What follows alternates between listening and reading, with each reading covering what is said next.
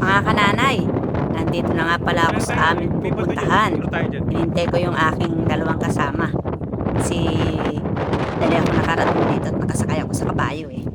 Eh naiwan sila. Siyempre habang naglalakad sila, nagbibideo na at saka nag-picture. Eh mainit pa naman. Buti na lang hindi gaano matindi sikat ng araw. Nangingitim na nga ako kalalakad eh. Papapasyal namin. Pa naman ako ng sunblock. Sinakalimutan ko. Nandito na tayo sa bato nila oh. Magpipicture tayo dyan. Sobrang lakas ng hangin pala dito. Kailangan yung katawan natin ilalaban natin sa hangin. At saka yung cellphone, kailangan ingat-ingat. Makatangay ng hangin. Grabe talaga ang tindi ng hangin dito eh. Pagka nga kami aakyat eh, parang pinipigilan kami ng hangin eh. Sa lakas eh.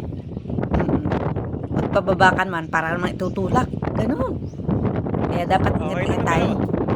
Eh dito muna tayo sa bandang ibaba mag-picture kasi may tao pa dun sa paasig. Baka magkasalubong ay mahirapan maglakad-lakad eh madulas pa no. Kaya dito muna tayo. Nakita niyo may tao dun no. Yun no. Dun kami mag-aura mamaya. O aura-aura.